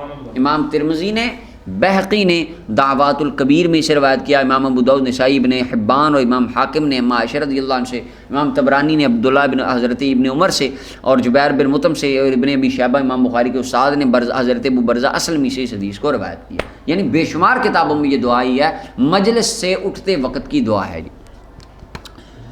سبحانک اللہم و بحمدک اشہد ان لا الہ الا انت استغفرک و اتوب الیک. اور بعض نے زائد لفظ بھی لکھے ہیں اس کے اندر. خیر 2434 نمبر روایت ہے. حضرت مولا علی رضی اللہ تعالیٰ عنہ آپ کی بارگاہ میں ایک سواری لائی گئی تاکہ آپ اس پہ سوار ہوں. جب آپ نے اپنا قدم اس کی رکاب میں رکھا تو پڑھا بسم اللہ، بسم اللہ الرحمن الرحیم، آپ نے اللہ تعالیٰ کا نام پڑھا. اور پھر جب آپ اس کی پشت پہ بیٹھ گئے پھر الحمدللہ پڑھا، یعنی اللہ تیرا شکر ہے تو نے بیٹھنے کے لیے سواری عطا فرمائی. پھر آپ نے سبحان اللہ سفر کی دعا پڑھی ساری، سبحان الذی سخر لنا ساری، پھر الحمدللہ 3 مرتبہ پڑھا، پھر اللہ اکبر 3 مرتبہ پڑھا. پھر فرمایا سبحانک اللہ تو پاک، انی ظلمت نفسی، میں اپنی جان کے اوپر حد سے تجاوز کر گیا، فاغفر لی، مجھے بخش دے، بے شک تو ہی بخشنے والا ہے. پھر آپ مسکرا پڑے. پھر آپ مرید کہنے لگے حضور مسکرائے کیوں ہیں؟ من ای شیء ضحکت یا امیر المومنین، کس وجہ سے آپ مسکرائے ہیں؟ فرمایا میں نے سرکار کو بھی اسی طرح دیکھا تھا جس طرح میں نے کیا ہے نا. میں نے بھی ایک بار حضور کو دیکھا، حضور سواری پہ سوار ہوئے، پہلے بسم اللہ پڑھی، پھر الحمدللہ پڑھی، پھر دعا پڑھی، پھر الحمدللہ 3 بار، اللہ اکبر 3 بار، سبحانکہ یہ دعا پڑھی، پھر مسکرائے. تو میں نے بھی سارے کام اسی طرح کیے جیسے میرے آقا نے فرمائے. پھر میں نے بھی حضور سے یہی پوچھا تھا جو تم مجھ سے پوچھ رہے ہو، حضور مسکرائے آقا کیوں ہیں؟ تو فرمایا جب بندہ یہ کہتا ہے نا رب اغفر لی ذنوبی، یا اللہ مجھے گناہوں کو بخش دے، تو اللہ پاک اس بات پہ بڑا راضی ہوتا ہے کہ میرے بندے کو یقین ہو گیا کہ گناہوں کو میرے علاوہ کوئی بھی نہیں بخش سکتا. تو رب راضی ہوتا ہے. اللہ تعالیٰ اس بات لا یعجب من عبدی، اللہ تا بندہ اللہ کو اس وقت اچھا لگتا ہے اور رب تعالیٰ راضی ہوتا ہے. تو اس لیے میں نے یہ پڑھا اور میں مسکرایا. مولا علی فرماتے ہیں بس میرے پاس مسکرانے کی وجہ ایک ہی تھی، میں اپنے حبیب کی سنت کو ادا کر رہا تھا. امام احمد اور ترمذی اور ابو داؤد نے روایت کیا. وہ ایک اور حدیث نماز والے چیپٹر میں گزری، اسے آپ ہی گئے اور وہ بھی جھک کے گزرے. تو پیچھے ساتھوں نے پوچھا جھکے کیوں ہیں؟ آگے تو کوئی ٹہنی پتھر نہیں تھا. تو فرمایا ایک بار میں حضور کے ساتھ آ رہا تھا، اس وقت ادھر ایک درخت بھی تھا اور شاخ تھی، حضور جھک کے گزرے تھے. تو آج تو شاخ تو نہیں ہے، میرا دل کیا سرکار کے طریقے کو ادا کر لوں، سنت ادا کر لوں حضور کی. اللہ اکبر. یعنی یہ تھے کامل مومن، ہر کام میں رسول اللہ کو فالو کرنے والے. امام احمد ترمذی ابو داؤد نے روایت کیا. آگے 2435 نمبر روایت ہے. حضرت ابن عمر رضی اللہ عنہ فرماتے نبی کریم صلی اللہ علیہ وسلم جب آپ کسی الوداع فرماتے کسی بندے کو تو حضور اس کا ہاتھ پکڑ لیتے. آپ اس کا ہاتھ نہیں چھوڑتے تھے حتیٰ کہ وہ بندہ خود اپنا ہاتھ چھڑا لیتا یا چھوڑ دیتا نبی کریم صلی اللہ علیہ وسلم کے ہاتھ. یعنی حضور ہاتھ پکڑ کے اس کو لے جاتے الوداع کرنے کے لیے، تب تک ہاتھ نہیں چھوڑتے تھے جب تک وہ بندہ خود اپنا ہاتھ ڈھیلا کر دیتا، یعنی کھینچ لیتا. اور حضور ساتھ یہ فرماتے استودع اللہ دینک و امانتک، میں اللہ کی حفاظت میں اللہ کے سپرد کرتا ہوں تیرے دین کو اور تیری امانت کو اور تیرے آخری عمل کو، یعنی آخر عمل تک تیرے ہر معاملے کو میں اللہ کے سپرد کرتا ہوں. یعنی تو لوگوں کے ساتھ اچھا سلوک کرے، سفر میں برابر لینا دینا ہو، خیانت نہ ہو، ظلم نہ ہو، کسی کے ساتھ زیادتی نہ ہو، تیری وجہ سے کسی کو تکلیف نہ پہنچے، میں اللہ کے حوالے کرتا ہوں. اور ایک روایت میں خواتیم عمل کا تیرے اعمال کے خاتمے بھی اللہ کے سپرد کرتا ہوں. اور امام ابو داؤد ترمذی ابن ماجہ نے اس کو روایت کیا. ابو داؤد ابن ماجہ کی روایت میں آخر عمل کا کے لفظ نہیں ہے، پچھلی روایت صرف ہے. تو اس کے اندر یہ ہے کہ الوداع کرنا نبی کریم صلی اللہ علیہ وسلم، آپ جب کسی کو دور جانے کا بھیجنے کا ارادہ ہوتا ہے یا کسی نے جانا ہوتا ہے حضور الوداع فرماتے اور یہ دعا دیتے اس کو. تو جو مسافر جائے یہ سنت ہے اس کو دعا دے کے رخصت کیا جائے. 2436 نمبر روایت عبداللہ الختمی رضی اللہ عنہ فرماتے نبی کریم صلی اللہ علیہ وسلم آپ جب ارادہ فرماتے کہ کسی لشکر کو بھیجیں تو آپ روانہ کرتے وقت فرماتے میں تمہارے دین امانت اور تمہارے اعمال کے خاتمے کو اللہ کے سپرد کرتا ہوں. امام ابو داؤد نے اسے روایت کیا. 2437 نمبر روایت ہے انس بن مالک فرماتے ایک بندہ نبی کریم صلی اللہ علیہ وسلم کی بارگاہ میں عرض کی یا رسول اللہ میں ارادہ کرتا ہوں سفر کا تو مجھے زیادہ راہ عطا فرما دیجیے، یعنی ایسی شے دے دیں جو سفر میں میرے کام آئے. میری سرکار نے فرمایا جا اللہ تجھے تقوی کا زیادہ راہ عطا فرمائے، اللہ تجھے تقوی دے، کیونکہ فرمایا تزودوا زاد راہ اکٹھا کر لو اگلے جہاں کے لیے. فإن خیر الزاد التقوی، قرآن ہے. فرمایا بہترین زاد راہ تقوی کا، نیک عملوں کا. میاں صاحب فرماتے ہیں چٹی چادر عملاں والی داغ نہ لاویں جڑیاں، حشر دیہاڑے پھر نہ آکی ہائے ربا کی بنیا. تو یہاں پہ ہے نیکیاں کٹھی کر کے چلے جائیں، گناہوں سے بچ کے رسول اللہ کے طریقے کے اوپر چلتے چلتے چلے جائیں. قال زدنی، عرض کیا کہا مجھے ذرا اور زیادہ راہ عطا فرما دیں، سرکار کچھ اور بھی دے دیں. فرمایا جا غفر ذنبک، اب تیرے سارے اگلے پچھلے معاف فرما دیں. زدنی بی ابی انت و امی، میرا ابا بھی قربان، میری اماں جی بھی قربان، والدین آپ کے قدموں پر قربان، آپ کے جوڑوں پر قربان، آقا تھوڑا سا اور عطا فرما دے. تو فرمایا اللہ تعالیٰ ویسر لک الخیر حیث ما کنت، تو دنیا کے جس کونے پہ بھی جائے رب ہر شے تیرے لیے آسان ہی آسان کر دے. واہ واہ واہ. مولا علی قاری کہتے ہیں ذرا حسن ترتیب دیکھ. پہلے دعا دی تقوی کی. تقوی کا معنی ہے کہ تو گناہوں سے بچ جائے، نیکیوں کی توفیق مل جائے، اللہ کے ہر معاملے پر ہر حکم پہ عمل کرے، ہر نواہی سے بچے. تقوی کی. اس کے بعد کہا کہ چل جو پچھلے ہو گئے ہیں وہ بخشے گئے. اس کے بعد کہا تقوی بھی ہو گیا، پچھلے بخشے بھی گئے. تیسرا معاملہ اب ہر کام میں آسانیاں ہی آسانیاں ہو جائیں گی. امام حاکم نے اسے روایت کیا، امام ترمذی نے اسے روایت کیا، حدیث حسن ہے. 2438 نمبر روایت. حضرت ابو ہریرہ رضی اللہ عنہ فرماتے ہیں کہ ایک بندے نے عرض کی یا رسول اللہ میں ارادہ کرتا ہوں سفر کروں، مجھے کوئی وصیت فرمائے. فرمایا تجھے اللہ سے ڈرنے کی وصیت کرتا ہوں کہ سفر میں علیک بتقوی اللہ، فرمایا تقوی کو لازم پکڑنا. جس طرح قرآن پاک میں نا سورہ نساء کی آیت نمبر 131 میں وَلَقَدْ وَصَّيْنَا الَّذِينَ أُوتُوا الْكِتَابَ مِنْ قَبْلِكُمْ وَإِيَّاكُمْ أَنِ اتَّقُوا اللَّهَ، فرمایا ہم نے تم سے پہلے والی کتاب کو اور تمہیں بھی وصیت کی، کس کی؟ تقوی کی. تو حضور نے بھی فرمایا میں تجھے تقوی کی وصیت کرتا ہوں، یعنی ہر معاملے میں اللہ سے ڈرتے رہنا، سفر کے دوران جہاں بھی جاؤ اللہ سے ڈر. اور فرمایا ہر بلند جگہ پر چڑھتے ہوئے اللہ اکبر کا نعرہ مارتے رہنا، تکبیر کہنا. فلما ول الرجل، جب بندہ واپس پھرا جانے لگا تو حضور نے پیچھے سے دعا کی، اس کے سامنے نہیں کی، پیچھے دعا کی، کیونکہ وہ پیچھے دعاؤں کے باب میں گزر گیا. سب سے زیادہ قبولیت والی دعا وہ ہوتی ہے جو بندہ اپنے کسی مومن بھائی کے لیے اس کی پشت کے پیچھے کرے. تو سرکار نے اس کے پیچھے سے دعا کی اللہم اطول لہ البعد، اللہ اس کے لیے دوری لپیٹ دے، اس کے لیے دوری یعنی دوری کم کر دے، فاصلے کی. اور یہاں مولا علی قاری نے فرمایا یہ بات آ گئی کہ اطول لہ البعد کا معنی ہے کہ حسن او مانا. یہاں تو یہ ہو کہ 4 کا سفر، 4 گھنٹے کا سفر یا اللہ 4 میں ہو پر اس کو پتہ ہی نہ چلے. دوسری دعا تھی یا اللہ 4 گھنٹے والا سفر میرے غلام کے لیے 2 کا فرما، جلدی پہنچ جائے. وَحَوِّنْ عَلَيْهِ سفر، اور اس کے اوپر سفر کو آسان کر دے. اب ہر بندے کو یہ دعا نہیں دی کہ اس کے لیے 4 گھنٹے والا 2 میں کے اندر ہو جائے، ہر بندے کو نہیں، کیونکہ یہ عادت نہیں ہے. نظام قدرت اس طرح نہیں ہے کہ یہ معجزہ ہے، یہ کرامت ہے، یہ ہوتی ہے کبھی کبھی، اور عادت نارمل روٹین میں. اچھا کئی خارجیوں کی یہ بڑی ایک بری عادت ہے، اور مثلا ہم کہہ دینا کہ یہ معجزہ ہے، یہ صحابی کی یہ کرامت ہے، تو کہتے ہیں فلاں صحابی کو تو نہیں ایسے ہوا، فلاں کو تو حضرت عامر بن قریظ نے اگر ڈنڈا مارا تو پانی نکل آیا، امام حسین نے تو ڈنڈا نہیں مارا، امام حسن نے تو ڈنڈا نہیں مارا، مولا علی نے تو ڈنڈا نہیں مارا. اب آصف بن برقیہ تخت لے کے آئے تھے، بندہ کہے آصف بن برقیہ تخت لے ہیں، نوح علیہ السلام تو نہیں لائے، موسیٰ علیہ السلام، گردان بنانے کو تو پاگل کوئی بھی بنا لے. بات یہ ہے کہ رب نے جس کے مقدر میں جو کرامت دینا لکھی ہے، یا جو اللہ تعالیٰ نے جس کے ہاتھ سے ظہور کرانا ہے، اور اس کے بارے میں ہم نے پڑھ لیا کہ جو کرامت ہوتی ہے وہ نبی کا معجزہ ہوتا ہے. اور کیا یعنی پوری مکی اور مدنی زندگی میں 24 گھنٹے معجزے ہی ہوتے رہے، یا نبی کریم صلی اللہ علیہ وسلم معجزے ہی دکھاتے رہتے تھے. صحابہ کے پاس کھانا نہیں ہے تو حضور نے فرمانا لاؤ میں دعا کرتا ہوں آسمان سے، حضور دعا فرمائے تو من و سلوہ نہیں نازل ہو سکتے تھے. فرمایا لو شئت لصارت الجبال معی ذہبا، میں مصطفیٰ کے دل میں خیال آ جائے مکے کے پہاڑ سونے کے بن کے میرے دروازے پہ آ جائیں، یہ پہاڑ چلیں بھی اور میرے ساتھ بھی آئیں اور سونے کے ہو جائیں. لیکن فرمایا نہیں، الفقر فقری، غریبوں پہ مصطفیٰ کو مان ہے.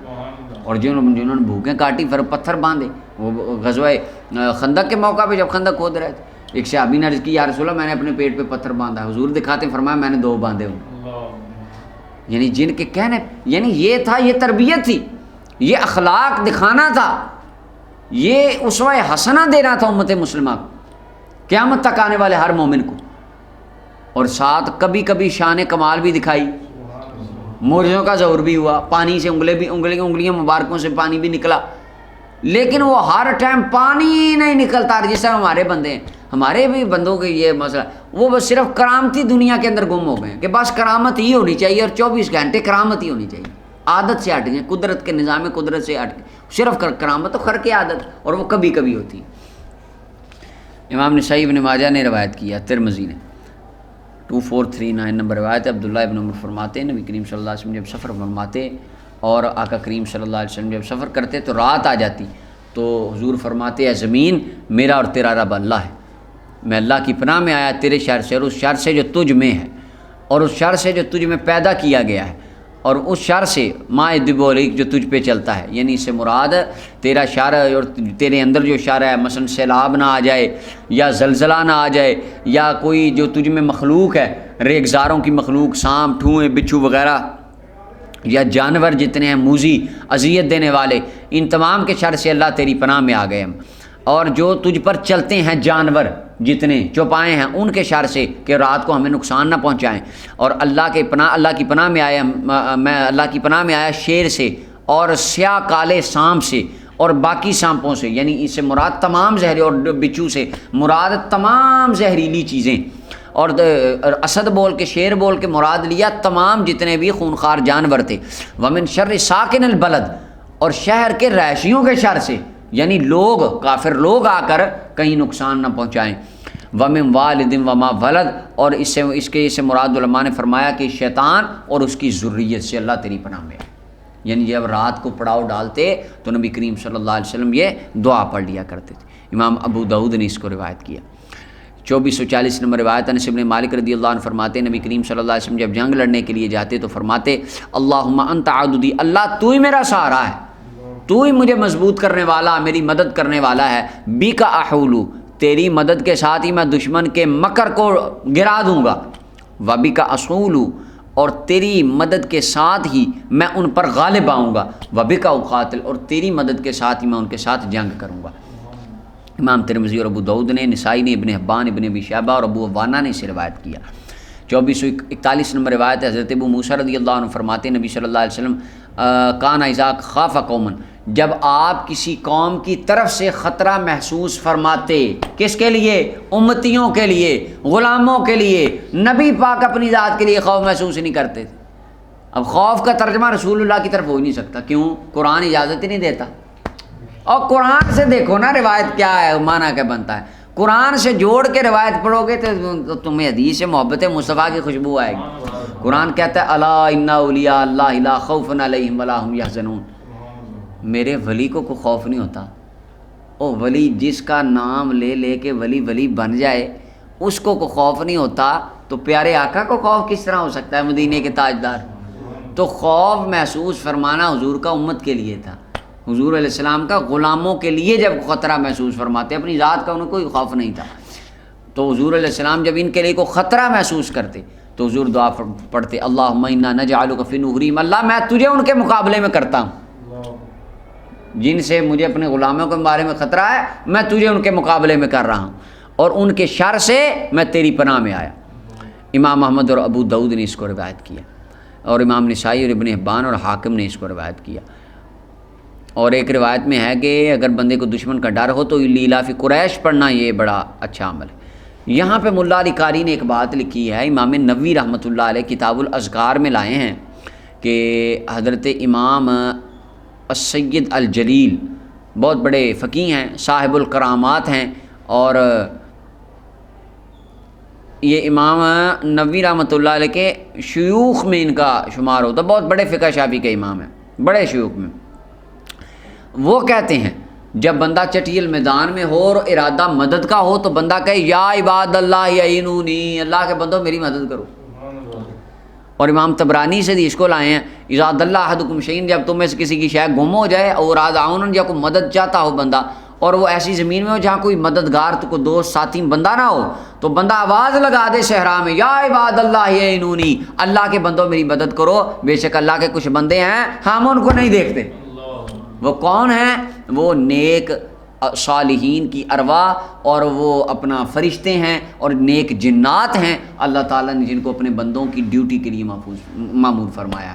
جی دیکھیں یہ کیا ہو گیا، یہ کس طرح ہو گیا، یہ ایسے نہیں تو اب جو اللہ نیک جنوں سے ہماری مدد کرا سکتا ہے اور حکم دیا جا رہا ہے تم ان کو پکار دو، آواز دے دو، وہ آ جائیں گے۔ اللہ بھیجنا کس نے ہے؟ وہ بولو تو صحیح، بھیجنا کس نے ہے؟ اللہ نے بھیجنا ہے۔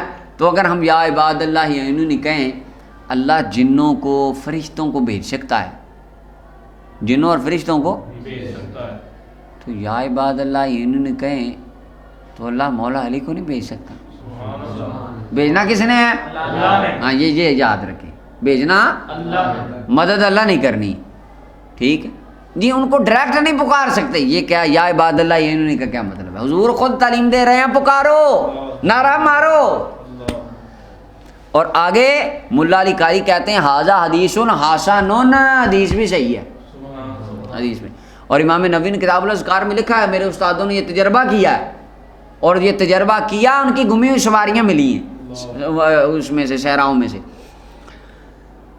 اللہ اکبر۔ 2442 نمبر روایت حضرت ام سلمہ رضی اللہ عنہ فرماتی نبی کریم صلی اللہ علیہ وسلم جب گھر سے نکلتے تو دعا پڑھتے، بسم اللہ توکلت علی اللہ، اللہ کے نام سے میں گھر سے نکلتا ہوں اور اللہ کے نام پر اللہ پر میں بھروسہ کرتا ہوں۔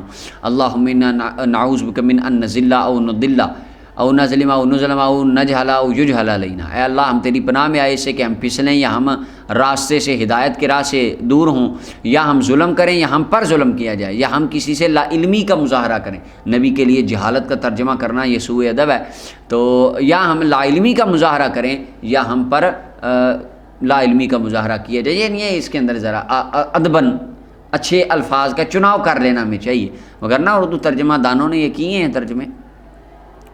امام احمد ترمذی اور نسائی نے روایت کی، امام ترمذی کہتے ہیں حدیث حسن صحیح ہے، اور ابو داؤد اور ابن ماجہ کی روایت کے اندر ہے حضرت ام سلمہ رضی اللہ عنہ فرماتی نبی کریم صلی اللہ علیہ وسلم جب بھی میرے گھر سے نکلتے آپ اپنی چہرہ مبارک کو، اپنی آنکھوں کو آسمان کی طرف اٹھاتے ایک مرتبہ، اور پھر دعا کرتے اللہ میں تیری پناہ میں آئے اس سے کہ میں راستے سے، ہدایت کے راہ سے دور ہوں یا دور کیا جاؤں، یا میں کسی جان پر ظلم کروں یا مجھ پر ظلم کیا جائے، یا میں لا علمی کا مظاہرہ کروں یا مجھ پر لا علمی کا مظاہرہ کیا جائے۔ تو یعنی حضور یہ دعا مانگتے تھے کہ سفر امن و عافیت والا رہے، خیر و برکت کا باعث ہو۔ 2443 نمبر روایت ہے حضرت انس فرماتے نبی علیہ السلام نے فرمایا جب بندہ گھر سے نکلتا ہے تو کہتا ہے بسم اللہ توکلت علی اللہ لا حول ولا قوت الا باللہ، یہ دعا پڑھتا ہے، اللہ کے نام سے میں نکلتا ہوں، اللہ پر میں بھروسہ کرتا ہوں، اور برائی سے روکنے والا کوئی نہیں، نیکی کی قوت کی کوئی نہیں مگر اللہ ہی کی طرف سے ہے سارا کچھ۔ فرمایا اس کو اس وقت کہا جاتا ہے جب بندہ یہ دعا پڑھتا ہے نا، اس کو کہا جاتا ہے، فرشتہ آواز دے کے کہتا ہے ہدیتا، تجھے ہدایت دے دی گئی، اور تیری وقفیتا، تیری کفایت کی گئی ہے، ووقیتا، اور تجھے بچا لیا گیا ہے ہر طرح کی یعنی مصیبت سے۔ فرمایا شیطان اس کے راستے سے ہٹ جاتا ہے، اور دوسرا شیطان کہتا ہے تیرا کیا تعلق اب اس بندے سے جس کو اللہ نے ہدایت دے دی، جس کو اللہ کی طرف سے بچا لیا گیا ہے اور کفایت کر لی گئی ہے، اب تو اس کا کچھ نہیں کر سکتا، یعنی اس سفر میں تو اس کو گمراہ نہیں کر سکتا، آ جا۔ امام ابو داؤد نے اور امام ترمذی نے اس حدیث کو روایت کیا، یعنی ان کلمات کی برکت سے اللہ تعالیٰ اس کو محفوظ فرما لیتا ہے شیطان سے۔ مولا علی قاری کہتے ہیں شیطان کو کیسے پتہ چلتا ہے کہ اس کو ہدایت مل گئی؟ شیطان کو کیسے پتہ چلتا ہے کہ اس کو ہدایت مل گئی؟ حالانکہ بندے نے دعا پڑھی تو دعا کا جواب تو فرشتے نے اس بندے کو دیا، شیطان کو کیسے پتہ چل گیا کہ بندے کو ہدایت مل گئی ہے؟ مولا علی قاری کہتے ہیں اس کی وجہ ہے جب یہ بندہ کلمات پڑھتا ہے، ان کلمات اور اس دعا کی وجہ سے اس پر جو رحمتوں کی بارش برستی ہے شیطان دیکھ لیتا ہے، شیطان وہ دیکھ لیتا ہے، تو اس کو پتہ چل جاتا ہے اس پر تو رب کی رحمت آ گئی، اب میں اس کا کچھ نہیں کر سکتا۔ یہاں پھر شیطان کو بھی وہ آواز سنا دی جاتی ہے۔ 2444 نمبر روایت ابو مالک اشعری رضی اللہ عنہ فرماتے ہیں نبی صلی اللہ علیہ وسلم نے فرمایا جب بندہ گھر میں داخل ہو اور یہ دعا پڑھے، یہ معمول بنائیں، اللہم انی اسألک خیر المولج و خیر المخرج، بسم اللہ ولجنا و بسم اللہ خرجنا، اس میں ولجنا کے لفظ وعلی اللہ ربنا توکلنا، فرمایا پھر اپنے گھر والوں کو سلام کرے، یعنی بندہ کہے اللہ میں تجھ سے سوال کرتا ہوں بہتر داخل ہونا اور بہتر نکلنے کا، یعنی میں داخل ہوں، میرا داخل ہونا گھر میں بہتر ہو، یہ نہ جاؤں تو آگے سے شوٹنگ چل جائے، ایک پنجابیوں میں ایک معنی یہ بھی ہے کہ یہ نہ ہو کہ میں گھر جاؤں یا اللہ آگے سے کام خراب ہو جائے، میں گھر جاؤں، میرا گھر جانا بہتر ہو، میں اپنے گھر والوں سے ماں باپ کی خدمت کا باعث بنے، بہن بھائیوں سے محبت کا باعث بنے، اور اچھی اچھی باتیں میں اپنے گھر والوں کو بتاؤں، ان سے بڑوں سے کچھ سیکھوں، اپنے سے چھوٹوں کو کچھ سکھاؤں، یہ معنی ہے، دل میں یہ نیت ہو، اور نکلوں تو بہتر، یعنی نکلوں تو کچھ کر کے، یعنی گھر کر کے یعنی دوائی پھیر کے نکلوں، چھوٹے بھائی کو پھینٹ کے نکلوں، یہ نہیں ہے، یعنی گھر میں کوئی خیر کا کام کر کے، تیرا ذکر کر کے، تیرے اذکار و اوراد کر کے نکلوں، اور جب نکلوں تو میرا گھر تیری امان میں۔ بسم اللہ ورجنا، اللہ کے نام سے ہم داخل ہوتے ہیں اور اللہ پر ہم توکل کرتے ہیں، فرمایا پھر جا کے اپنے گھر والوں کو سلام کرے، امام ابو داؤد نے اسے روایت کیا۔ تو کچھ باتیں ہوتی ہیں وہ اپنا یعنی کلچرلی طور پہ ہوتی ہیں، مثلا عربوں کے کلچر میں وہ اس کو وہ سمجھیں گے تو مفہوم سمجھانے کے لیے بات اور اختیار کریں گے، میں اور کروں گا، یہ تو یہ باتیں کچھ ہوتی ہیں اپنے علاقائی طور پر۔ 2445 نمبر روایت ابو ہریرہ رضی اللہ عنہ فرماتے ہیں نبی کریم صلی اللہ علیہ وسلم اذا رفع الانسان، حضور علیہ السلام جب کسی بندے کو اذا تزوج، جب دعا دیتے نا کسی جوڑے کو، شادی ہوتی جب کسی بندے کی، حضور فرماتے اللہ تجھے برکت دے اور تم دونوں کو تمہارے رشتے میں برکت عطا فرمائے، اور اللہ تمہارے درمیان خیر کو جمع فرما دے۔ سبحان اللہ، کیا کمال کی دعا ہے۔ اب خیر سے مراد ہر طرح کی خیر ہے، دینی، دنیاوی، معاشی، اور ہر طرح کی خیر اس کے اندر مراد، ہر طرح کی برکت مراد۔ امام احمد ترمذی نے، ابو داؤد اور ابن ماجہ نے اس کو روایت کیا، اور اس کے اندر برکت کی دعا دینے کے اندر ملا علی قاری کہتے ہیں اشارہ ہے اس بات کی طرف، سورہ نور کی آیت نمبر 33، یہ ماشاءاللہ یہ ہمارے جوان، اچھا جو بندہ یعنی نارمل ایک جوان میں نے دیکھی یونیورسٹی کے بڑے وہ یہ دعا، یہ آیت ان کو بڑی یاد، سورہ نور کی آیت نمبر 33 زبانی یاد ہوتی ہے۔ سورہ نور کی آیت نمبر 33 میں اللہ نے کیا فرمایا، یکونوا فقراء، اگر تم فقیر بھی ہوگے یغنہم اللہ من فضل، اللہ نے کہا کہ برکت سے تمہیں غنی کر دے گا، یہ جوانوں کو بڑی آیت یاد ہوتی۔ آگے نبی کریم صلی اللہ علیہ وسلم کا ایک فرمان بھی ملا علی قاری نے لکھا، مسند الفردوس امام دہلوی کی، فرمایا 3 بندوں کے لیے اللہ کا اوپر، اللہ کی ذات پہ 3 بندوں کا ذمہ کرم ہوتا ہے کہ اللہ ان کو غنی کر دیتا ہے، یہ اللہ نے اپنے ذمہ لے لیا کہ 3 بندوں کو میں غنی کر دوں گا۔ ایک ان میں سے فرمایا شادی کرنے والا بندہ جس کا مقصود و مطلوب گناہ سے بچنا، یرید العفاف، جس کا مقصود ہو کہ یا اللہ میں حرام کاری سے بچ جاؤں، اس لیے وہ شادی کرتا ہے، اللہ اپنے فضل سے اس کو رزق میں کمی نہیں آنے دے گا۔ تو حضور دعا دیتے کہ اللہ تمہیں برکت دے اور تمہیں برکت اس کے اندر خیر جمع کر دے، یعنی عافیت، سلامتی، حسن معاشرت تمہاری آپس میں باہمی محبت رہے، اللہ تمہیں نیک صالح اولاد عطا فرمائے، تمہارا سلوک اچھا رہے، یعنی یہ ساری چیزیں اس میں آ جاتی۔ امام احمد ترمذی، ابو داؤد، ابن ماجہ، ابن حبان، حاکم نے اسے روایت کیا۔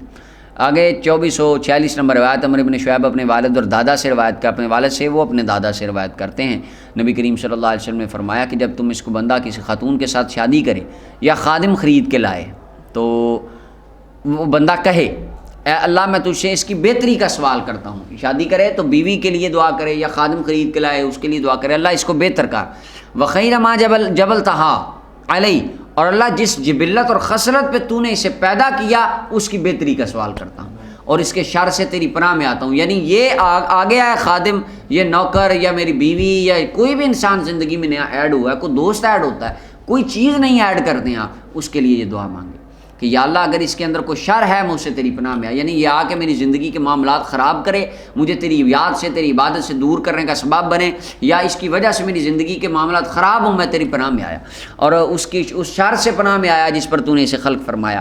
اور جب کوئی اونٹ خریدے تو اس کی کوہان کو پکڑ کے یہ بندہ یہی دعا کرے، بعض نے کہا پیشانی کو پکڑ کے کرے، یہ آگے، اور ایک روایت کے اندر ہے اپنا خاتون اور خادمہ کے بارے میں کہ ان کی پیشانی کو پکڑے اور برکت کی دعا کرے، امام ابو داؤد اور ابن ماجہ نے روایت کیا۔ اور حضرت ابن مسعود کی رضی اللہ تعالیٰ عنہ، آپ کا یہ معمول تھا، غلام خریدتے تو اس کے لیے دعا کرتے اللہ مبارک لی فی، اللہ اس غلام کی میرے پاس آ گیا، اس کو برکت عطا کر، واجعلہ طویل العمر کثیر الرزق، اللہ اس کو لمبی عمر بھی عطا فرما، اس کو امیر بھی کر دے۔ اللہ اکبر، اپنے پاس بندہ لاتے اس کے لیے خود دعائیں بھی دیتے۔ امام ابن شعبہ نے اسے روایت کیا تھا، یہ ابن مسعود والی بات۔ 2447 نمبر روایت حضرت ابو بکر رضی اللہ تعالیٰ عنہ فرماتے نبی علیہ السلام نے فرمایا مکروب بندہ یعنی غموں میں ڈوبا ہوا بندہ، اس کی دعا یہ ہے اللہم رحمتک ارجو، اللہ تیری رحمت کی میں امید کرتا ہوں، فلا تکلنی الی نفسی طرفۃ عین، اللہ تو مجھے میری ذات کی طرف ایک لمحے کے لیے بھی سپرد نہ کرنا، یعنی میرے نفس کے سپرد مجھے ایک لمحے کے لیے بھی نہ کرنا، کیونکہ میں اپنے نفس کے لیے ایک منٹ کا بھی قائل نہیں ہوں کہ تو مجھے اس کے سپرد کرے، سب سے بڑا دشمن ہی نفس ہے، بیڑا غرق کرنے والا یہ ہے۔ تو یا اللہ ہر وقت تو مجھے اپنی بارگاہ میں اپنی حفاظت میں رکھ اور میرے تمام کاموں کو صحیح کر دے، تیرے علاوہ کوئی خدا نہیں ہے۔ امام ابو داؤد نے اسے روایت کیا، ابن حبان اور ابن ابی شیبہ میں اور طبرانی میں بھی اسی طرح۔ اور 2448 نمبر روایت ابو سعید خدری رضی اللہ عنہ فرماتے ایک بندہ نبی کریم صلی اللہ علیہ وسلم کی بارگاہ میں یعنی آ کے کہنے لگا ہموم لازمتنی، یا رسول اللہ غم اور قرضہ مجھے چمٹ گیا ہے۔ تو آقا کریم علیہ السلام نے فرمایا کیا تجھے ایسے کلمات نہ سکھاؤں جب تو کہے گا غم بھی دور ہو جائیں گے، قرضہ بھی اتر جائے گا۔ اب یہ قرضوں کا قرضہ اتارنے مقروض بندے کے لیے بڑا پیارا نسخہ ہے، اور غم دور کرنے کے لیے بڑا اچھا ہے۔ ایک تو لا حول ولا قوت پیچھے گزرا حدیث میں یہ بھی آ گیا ہے۔ میں نے عرض کیا آقا کیوں نہیں؟ فرمایا صبح جب کرے اور شام کرے تو اس وقت یہ کہہ لیا کر ہے اللہ میں تیری پناہ میں آیا من الہمی والحزنی، غموں سے اور ہر طرح کی تکلیفوں۔ ہم اور حزن کے اندر دو معنی علماء نے بیان کیے ہیں۔ امام طیبی کہتے ہیں کہ حزن وہ ہوتا ہے جو پہلے کا غم لگا ہے، اور ہم وہ ہوتا ہے جو آنے والا ہے۔ یا اللہ جو پیچھے غم لگے ہیں وہ بھی دور کر دے، جو آنے والے ہیں وہ پہلے ہی دور کر دے۔ میں تیری پناہ میں آیا، اور میں تیری پناہ میں آیا من العجز والکسل واعوذ بک من البخل والجبن واعوذ بک من غلبۃ الدین وقہر الرجال۔ میں تیری پناہ میں آیا عاجزی سے، سستی سے، بخل سے اور بزدلی سے، اور میں تیری پناہ میں آیا قرضے کے غالب آ جانے سے اور مردوں کے غالب آ جانے سے۔ یعنی ایسا نہ ہو کہ قرضے کے نیچے ڈوب کے مر جاؤں، اور ایسا نہ ہو کہ اتنا قرضہ ہو لوگ مجھ پر غالب آئیں اور مجھ پر ظلم کرنے لگیں، یا میرے پاس ان کو دینے کے لیے کچھ نہ ہو۔ تو یا اللہ، تو صحابی فرماتے ہیں میں نے یہ وظیفہ شروع کیا، میرے غم بھی دور ہو گئے، اللہ میرا قرضہ بھی دور فرما لیا۔ امام ابو داؤد نے اسے روایت کیا۔ آگے 2449 نمبر روایت ہے، حضرت مولا علی رضی اللہ عنہ کے پاس ایک مکاتب بندہ آیا، غلام مکاتب، کہنے لگا جناب میں اپنی کتابت سے عاجز آ گیا ہوں، میرے پاس پیسے، آقا نے کہا مثلا 50,000 روپیہ دو تم ازا دو، حضور میرے پاس 50,000 ہو نہیں رہا تو میری مدد کریں، یعنی وہ آیا تھا مدد کرنے کو، آپ مجھے پیسے دیں گے؟ تو آپ نے فرمایا تجھے میں ایسے کلمات سکھاتا ہوں جو مجھے سرکار نے سکھائے، یہ پیسوں سے بڑی بات لے لے تو کان علیہ کا مثل جبل کبیر، اگر تیری اوپر ایک پہاڑ کے بڑے پہاڑ، جبل کبیر فرمایا، بڑے پہاڑ کے برابر بھی قرضہ ہوگا تو فرمایا ادا اللہ ان کا، اللہ تیری طرف سے اس کو ادا کر دے۔ تو کہہ اللہم اکفنی بحلالک عن حرامک واغننی بفضلک عمن سواک، اللہ تو اپنے حلال رزق کے ساتھ میری کفایت فرما حرام کی بجائے، یعنی اللہ میں حرام کی طرف نہ جاؤں، حرام سے بچا کے حلال رزق سے مجھے اتنا عطا فرما جو مجھے کافی ہو جائے، اور اپنے فضل سے تیرے علاوہ جتنے لوگ ہیں ان سے مجھے غنی کر دے، اپنا فضل دے، اتنا دے کہ میں دنیا سے بے نیاز ہو جاؤں۔ امام ترمذی اور بہقی نے دعوات الکبیر میں اس حدیث کو روایت کیا۔ اور یہاں پر اذا سمعتم نواح الکلاب والی روایت تھی، اس کو کہتے ہیں ہم آگے چل کے باب تغطیۃ الاوانی کے اندر ذکر کریں گے۔ تیسری فصل آ گئی 2450 نمبر روایت، عائشہ رضی اللہ عنہ فرماتی نبی علیہ السلام جب مجلس میں بیٹھتے یا آپ نماز پڑھتے تو نماز پڑھنے کے بعد یا مجلس میں بیٹھنے کے بعد حضور کچھ کلمات پڑھتے۔ میں نے پوچھا حضور آپ کیا پڑھتے ہیں؟ فرمایا اگر یہ پڑھا جائے اچھے طریقے کے ساتھ تو یہ تمام اعمال پر قیامت والے تک، قیامت کے دن تک تمام اعمال پر مہر بن جائے۔ یہ جو میں کلمات پڑھتا ہوں، مہر سے مراد یہ ہے کہ ان کا اثر ایسا ہو، مثلا اسٹیمپ جب لگ جائے نا تو اسٹیمپ پکی بند رہتی جب تک کھول ہی نہ جائے، یعنی نامہ اعمال میں ایسے یہ عمل نقش ہو جائیں گے قیامت تک ان کا اثر باقی رہے گا، ان کا فیض، ان کی رحمت، ان کا نور باقی رہے گا، ان کا ثواب باقی رہے گا۔ تو فرمایا اور اگر شر کے ساتھ یہ پڑھا جائے، یعنی کسی بندے نے الٹا بول دیا اور بعد میں یہ کلمات پڑھ لیے تو یہ ان کا کفارہ ہو جائے گا۔ وہ کلمات کیا ہیں؟ سبحانک اللہم و بحمدک لا الہ الا انت استغفرک و اتوب الیک، فرمایا یہ کلمہ ہے۔ امام نسائی نے اسے روایت کیا۔ آگے 2451 نمبر روایت حضرت قتادہ، یہ تابعی ہیں، آپ فرماتے ہیں مجھے یہ بات پہنچی ہے، تابعی کی روایت ڈائریکٹ اگر نبی صلی اللہ علیہ وسلم سے بیان کریں تو وہ کون سی ہوتی ہے؟ کیا کہتے ہیں اس روایت کو محدثین کی اصطلاح میں؟ ہاں جی پکی بات ہے، چلیں ماشاءاللہ۔ تو آگے نبی کریم صلی اللہ علیہ وسلم آپ جب حضرت قتادہ فرماتے ہیں حضور جب چاند دیکھتے تو فرماتے یہ بہتری کا چاند ہے، ہدایت کا چاند ہے، بہتری کا چاند ہے، ہدایت کا، 3 بار آپ یہ پڑھتے، اور فرمایا کہ میں ایمان لایا اس ذات پر ہے چاند جس نے تجھے خلق کیا ہے، یعنی اللہ پر، 3 مرتبہ یہ پڑھتے۔